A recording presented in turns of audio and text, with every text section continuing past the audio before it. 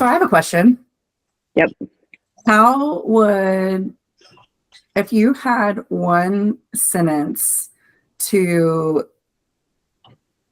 describe trauma, what would it be?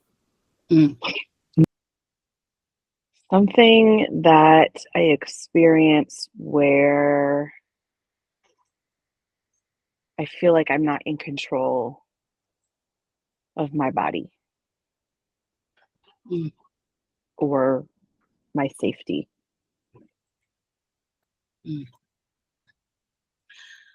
By definition, because I'm a nerd like that, it's about an experience, not about an event.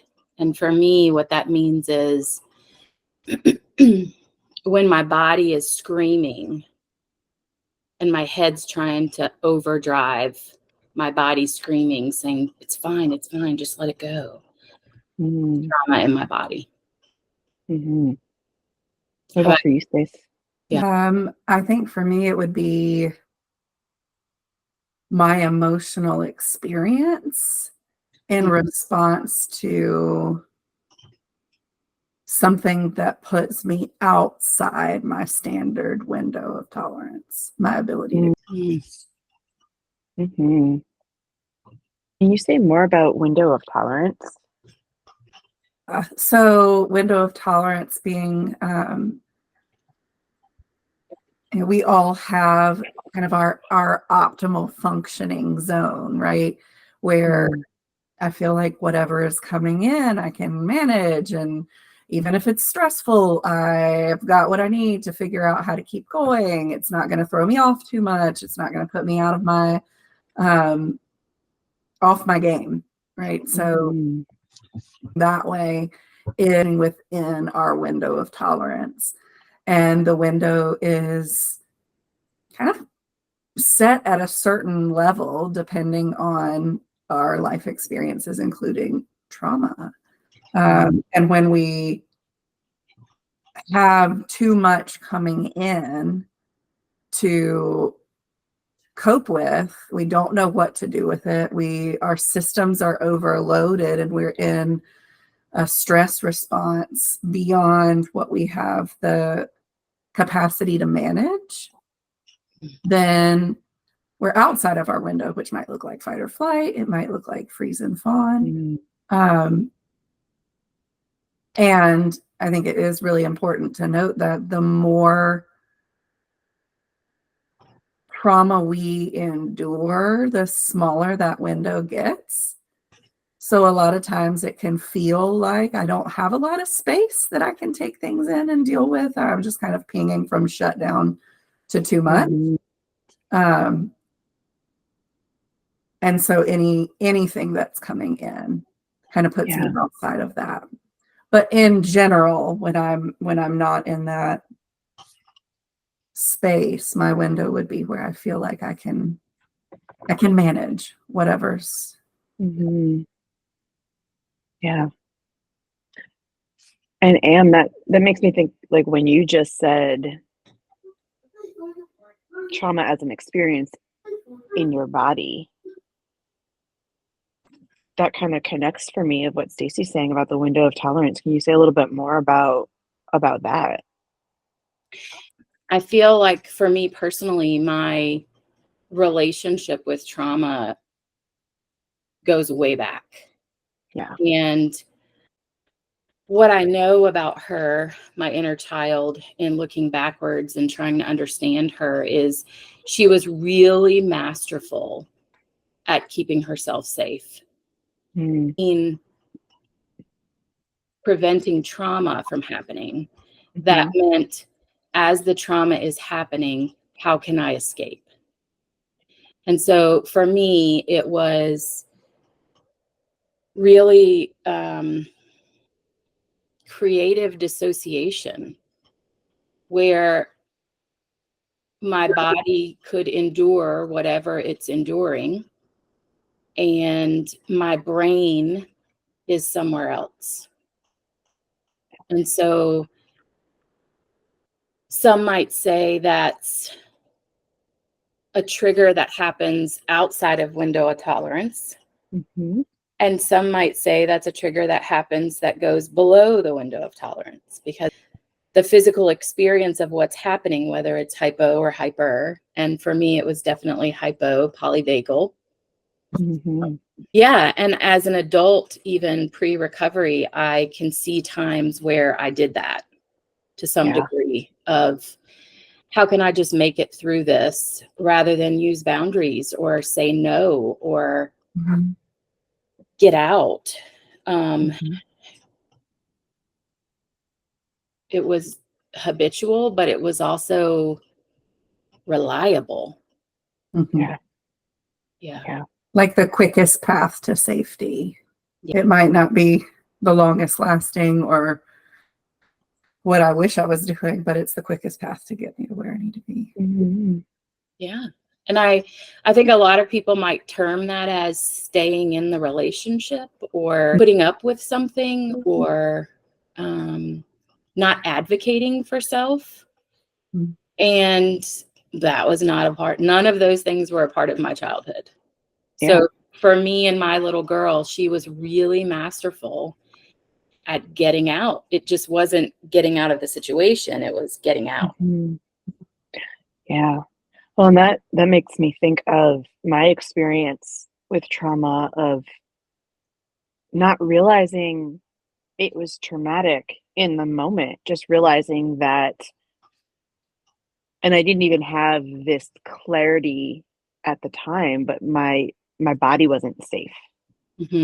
What was happening to my body or in my environment or around me, I couldn't physically, because I mean, at the time that I'm thinking of right now is 3, 4, 5. I mean, I couldn't just walk away. And I can very much relate to that hypo arousal. So hypo arousal being freeze, that shut down, and just kind of either turning inward into my own kind of fantasy world or outward and just focusing on everything except what I'm physically or emotionally experiencing. And thinking about my sister and I growing up in the same house and having very similar experiences with extended family and things like that. And her go-to was the hypoarousal. She would get loud and big and she would go into fight. Or I remember, I mean, we joke that it was cute, and thinking about it through a trauma lens now, she would threaten to run away. She would pack her little backpack and sit in the living room and sit there with like her little backpack on, and like she would want to run away or she would try to run away. And it was very much a trauma response looking back at it. What I'm also hearing is, trauma, we experience it differently. It's from what Stacey's describing or Amber you're describing or kind of what my experience is. It seems like how do we know what trauma is and what is traumatic if we each experience it differently? We're trying to sort out all the different directions my brain is going with it, because it is such a good one. And because so much of trauma is not what we have, I guess, socially, culturally been taught to recognize as trauma. The big things that 9/11, Hurricane Katrina, the big stuff that we can point to, that there's so much of trauma that is not that. That is microaggression or inhuman rules or rigidity or things that are overlooked or normalized that just don't feel right, that just kind of give you the icky feeling that I can't get away from. And I guess maybe that's for me is kind of learning my body and my body response is I look for that. Like if my body feels icky and I feel trapped, like I can't get away or get out, for me, that translates to a traumatic experience. Yes, that's kind of what I've come to associate. And it may be different for every person and their body responses. Mhm. Yeah, my brain always leads with the definition of trauma as an experience, not an event. And by definition, what Mhm. that means for me is, even though I'm the youngest of 4 girls, my story and my experience of our childhood is going to be different than my sisters. Mhm. And what some things that were traumatic for them may not have been traumatic for me, and Mhm. vice versa. Mhm. And what I've learned about my relationship with trauma is to honor and respect how I was able to survive it. We call that shadow Mhm. work as well, but it is the assimilation or the accommodation that as a little one I had to figure out how to do, because as humans, that's how we're built, Mhm. and honor that and respect that rather than being ashamed of that. I'm a master dissociator, Mhm. and thank goodness, because Mhm. the time in my life that um, is why I survived, Yeah. and without it, I wouldn't be here. Mhm. Yeah. Yeah. And for me, as you guys are talking, that shame piece is what keeps coming up for me. And I know this comes up a lot in conversation about trauma and codependency that I have with other people. Of, I had a really loving, supportive family growing up, and I still identify as having childhood trauma. And Mhm. it wasn't, the big trauma events didn't happen to me until later in life, like high school, college. And my trauma story starts when I was really, really young. Mhm. And I love the idea that you were talking about, Amber, about it's not an event and it's an experience. And how for me it was very much learning that I can't trust what's happening in my body. I have to get my cues from what other people's experiences are. I have to had to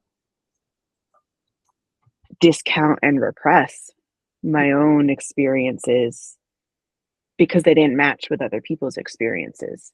Mhm. And learning in my own journey, my own recovery journey, that in itself is a type of trauma, or was traumatic for me. Um, and the more that I learn about trauma, the more complicated it it seems to become, in a good way, in a validating way. Mm-hmm. Um, and I'm curious about, like, how do you learn more about your own trauma story? How do you learn more about what is traumatic for you, and what to do with that? Especially if your experience is different than your sister's experience, or your experience is different than somebody else's experience. Mm-hmm. I think for me, part of figuring that out was letting go of the idea that there needed to be someone to blame. Mm-hmm. That Mhm. if I experience trauma, then there's someone at fault. Mm-hmm. Because many of the people that I love most in my life are also involved somehow in my story and in my experience of trauma. And it was really difficult for me to reconcile those two, and come to any sort of acceptance in either direction. And so releasing the idea that this felt experience for me is someone's fault, uh, Mm. either because they did something or didn't do something, and just finding some acceptance that, you know, regardless of what anyone didn't do, or intended, my lens that I was looking through growing up and even as an adult is my lens, and my experience is my experience. And what scratches and makes me bleed might not scratch and make somebody else bleed. So finding some acceptance that this is the truth of what I feel, Mm. and it doesn't have to be anyone's fault, I think opened a lot of doors for me to be able to really get into acknowledging and understanding what pieces of it were in my journey. Mm. That feels very powerful too, just hearing you say that and taking ownership of your experience and your story. And it's not about what other people, it's not about other people. Yeah. It's all about your own experience, and how it just felt very powerful hearing you say that. It was a powerful realization. Yeah. And not to say that there aren't traumatic events where someone is at fault, because there's certainly those too. And in my story, that was a really important piece. Yeah. So if you haven't met us yet, we are 3 of the clinicians at the Healing Collective, and we're going to be talking more about topics such as trauma and codependency and shadow work, and how we walk out some of our own recovery, and also how the Healing Collective can help you uncover your story and walk out some of your own healing and recovery. So thank you for joining me, Amber and Stacey. Thank you. Thank you. I'm Jen, and we hope to see you again next time.